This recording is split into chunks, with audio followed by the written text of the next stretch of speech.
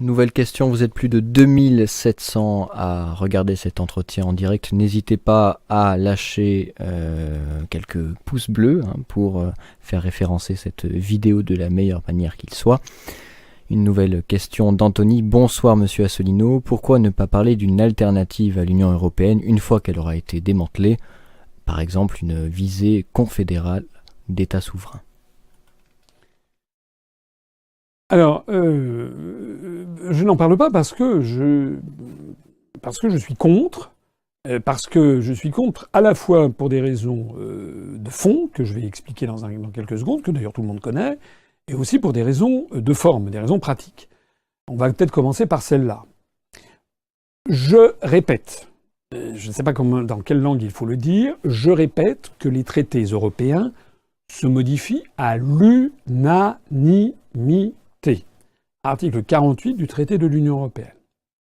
Donc, pour avoir une autre Europe, une Europe confédérale, une Europe ci, une Europe ça, il faut avoir l'unanimité. Voilà. Il faut que Malte, que la Slovaquie, que l'Estonie, que le Luxembourg, les Pays-Bas, le Chypre, la Bulgarie, le Portugal soient d'accord, tous d'accord sur le même texte. Voilà. Donc, il se passera vraiment beaucoup d'eau sous les ponts pour avoir un autre traité. Alors, je crois que ça, c'est vraiment très très important. Ça veut donc dire que les gens qui proposent une autre Europe, une Europe des peuples, une Europe des nations, une Europe confédérale, une Europe ci, une Europe ça, une Europe avec la Russie, une Europe sans le Royaume-Uni, mais avec je sais pas quoi, une Europe sociale, une Europe écolo, une Europe... Tout ça, c'est très gentil, mais c'est parler pour ne rien dire. Il y a un joli proverbe chinois qui dit « c'est dormir toute sa vie que de croire à ses rêves ». Voilà. Ça fait plus de 60 ans qu'il y a des gens qui proposent une autre Europe. Charles de Gaulle s'y était essayé d'ailleurs. Avec le traité de l'Élysée, il s'y est cassé les dents. Alors si De Gaulle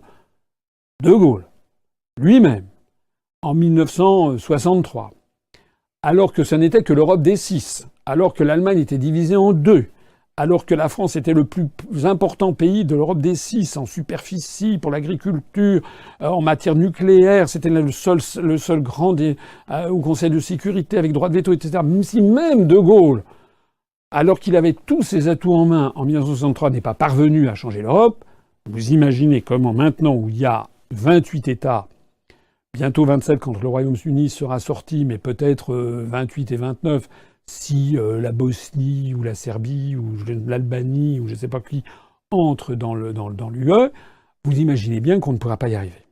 Donc ça, c'est le premier point. Il y a un problème de fond, par ailleurs, sur lequel j'insiste. C'est la question que je voudrais renvoyer à cet internaute. Pourquoi faudrait-il faire l'Europe? Pourquoi? Pourquoi?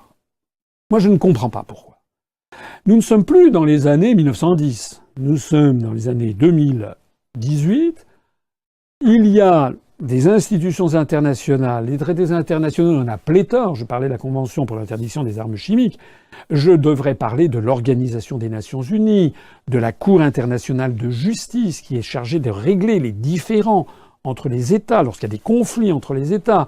Je devrais parler du Fonds monétaire international, de la Banque mondiale, de l'Organisation mondiale du commerce, de l'Organisation mondiale de la santé, d'Interpol, de Euratom, de l'Agence internationale pour l'énergie atomique, du Bureau international du travail, etc., etc., etc. Donc je devrais parler du Conseil de l'Europe, qui est une espèce d'ONU régionale à laquelle appartiennent tous les pays du continent européen, y compris Andorre, Monaco, l'Islande, la Norvège et l'Ukraine.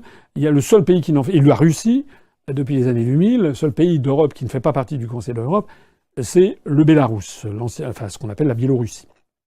Donc, nous disons qu'il y a déjà pléthore d'institutions. Et la question qui se pose derrière ça, c'est pourquoi faudrait-il faire l'Europe? Et je me permets d'insister sur la profonde originalité de notre mouvement politique par rapport à tout ce que l'on trouve sur le reste de la scène politique française. Nous disons qu'au troisième millénaire, il n'y a pas... C'est absurde, c'est contre-productif, comment dirais-je, c'est nauséabond l'idée selon laquelle il devrait y avoir des pays serviettes et des pays torchons. L'idée selon laquelle la France devrait faire quelque chose de plus, se refermer avec un certain groupe d'États plutôt qu'avec les restes des pays du monde.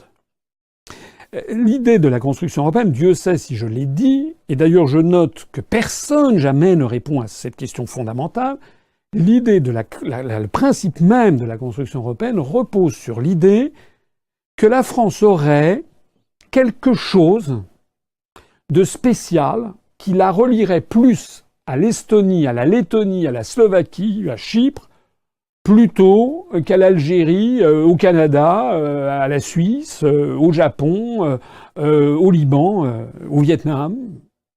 Et bon, et pourquoi ? Pourquoi ? Si vous creusez le sujet, vous arriverez à la conclusion irréfutable, inéluctable, irrésistible que la construction européenne est en fait un apartheid planétaire qui ne dit pas son nom. L'idée, c'est qu'on devrait regrouper les pays en fonction de la couleur de la peau et de la religion. C'est d'ailleurs le fondement même de la théorie du choc des civilisations poussée par les Américains dans le cadre de la théorie de Samuel Huntington, qui est une théorie d'ailleurs hautement nocive, qui pousse justement à une montée constante des tensions entre l'OTAN d'un côté, le monde arabo-musulman de l'autre, la Russie enfin. Voilà.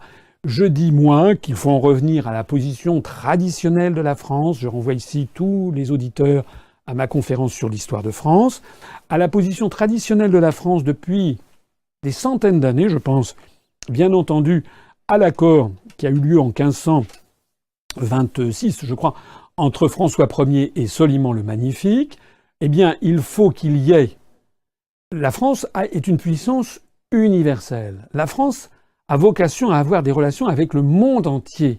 Et nous avons en effet des relations avec le monde entier. Nous avons des relations avec la Tunisie, l'Algérie, le Sénégal, le Maroc, le Gabon, le Mali, la Côte d'Ivoire, Madagascar, le Liban, normalement la Syrie, le Canada, Haïti, le Vietnam, le Cambodge, le Laos, tous les pays en gros de la francophonie, j'en ai oublié, je l'ai pris de m'en excuser. Nous avons avec ces pays des liens très supérieurs aux liens que nous pouvons avoir avec l'Estonie, la Lituanie, la Lettonie, la Slovaquie, la Bulgarie, Chypre. Et de toute façon, au troisième millénaire, si l'on veut assurer la paix du monde, nous devons entretenir de bonnes relations avec le monde entier. Ce qui ne veut pas dire, bien entendu, et surtout pas, ne pas défendre ses intérêts nationaux. Mais ça veut dire être en bon terme avec tout le monde. Être en bon terme avec tout le monde, ça veut dire aussi être en bon terme avec les Allemands, ou avec les Néerlandais, ou avec les Britanniques. Et j'ai déjà dit pendant l'élection présidentielle que nous avons des centaines de traités internationaux bilatéraux qui nous lient, par exemple, je crois qu'il y en a 343 avec l'Allemagne. Hein. Voilà. Donc le principe fondamental, c'est que il n'y a pas de raison particulière de faire l'Europe. Je terminerai par un dernier point au sujet de ce terme de confédération européenne. Ça me rappelle, petite anecdote politique, c'est un petit secret. Lorsque j'étais au Conseil général des Hauts-de-Seine, nous étions en 2001. J'étais auprès de Charles Pasqua, qui était le président du Conseil général des Hauts-de-Seine, qui avait annoncé qu'il comptait être candidat à l'élection présidentielle de 2002. Monsieur Pasqua, j'étais son directeur de cabinet, m'avait demandé de préparer son programme présidentiel pour 2002. Et donc, à l'époque, moi j'ai quand même de la suite dans les idées, je lui avais déjà proposé de sortir de l'Union européenne. Et il m'avait convoqué dans son bureau. Il m'avait dit « Ah, François, je vous aime bien, mais vous comprenez, on ne peut pas faire sortir la France de l'Union européenne. Ça n'est pas possible. » J'avais dit « Ah bon, et pourquoi ?» Il m'a dit « Écoutez, les choses sont allées trop loin de... » Il m'avait dit « Ce qu'il faudrait faire, c'est une confédération européenne. Et que tous les pays de l'Union européenne aient un référendum le même jour pour décider si oui ou non ils veulent de cette confédération européenne. » Alors j'avais dit, écoutez, c'est très gentil, président, mais déjà il y a un problème de fond, c'est que déjà un référendum c'est pas possible, il y a des pays qui ne l'autorisent pas. par exemple, la constitution allemande n'autorise pas les référendums. On fait comment? Alors, M. Pasqua était un peu gêné, il avait signé des papiers sur un parafeuille, il n'avait pas répondu. Et puis, j'étais allé ensuite plus loin en lui demandant, mais Monsieur le Président, c'est quoi exactement une confédération européenne? Et là, M. Pasqua avait été un peu... en fait, il ne savait pas quoi me répondre. C'était quand même assez extraordinaire de la part de quelqu'un qui prétendait à se présenter à l'élection présidentielle, ce que d'ailleurs il n'a pas fait, que de lancer comme ça, à l'encan, comme ça, de lancer une idée dont il ne pouvait pas me décrire précisément ce dont il s'agissait. Et donc je lui disais, c'est quoi une confédération européenne? Je me rappelle, il m'avait dit, écoutez, vous commencez à m'emmerder. Je lui avais dit, je vous emmerde peut-être, mais j'aimerais savoir ce que c'est qu'une confédération européenne. Ou plus exactement, en vertu de quoi il serait préférable pour la France de devenir le canton de Berne ou le canton de Zurich, puisque ça fait partie d'une confédération, la confédération helvétique, plutôt que la France devienne comparable aux Landes de Bavière ou aux Landes de Bade-Württemberg au sein de la République fédérale allemande. Ça, c'est une fédération. Et M. Pasqua m'avait dit, effectivement, je ne sais pas. Et donc j'avais tourné ça un peu en forme de boutade, je me rappelle, parce que c'était un homme qui aimait bien rigoler. Et je lui ai dit, la vérité, Président, c'est qu'une confédération, en réalité, c'est une fédération à la con. C'est-à-dire, au-delà de la boutade, en fait, les constitutionnalistes s'arrachent les cheveux parce qu'on ne sait pas faire la différence, en fait, entre une fédération et une confédération. Il y a une théorie qui voudrait que, dans une confédération, les États confédérés aient gardé beaucoup plus de pouvoir que c'est dans une fédération. Mais en fait, ça ne tient pas vraiment la route. Par exemple, les États-Unis d'Amérique, on parle de temps en temps de confédération américaine ou de fédération américaine. Pareil pour d'autres pays du monde, je crois que c'est le Brésil. En réalité, la question, elle n'est pas là. C'est pas de savoir si c'est une Europe confédérale, une Europe fédérale. La réalité, c'est un proverbe turc que je cite souvent, hein, c'est qui dit « on n'est pas un peu enceinte ». Voilà. Eh ben, de la même façon qu'une femme n'est pas un peu enceinte, elle est enceinte ou elle n'est pas enceinte, de la même façon, un pays n'est pas un peu indépendant et souverain. Soit il est indépendant et souverain, soit il ne l'est pas.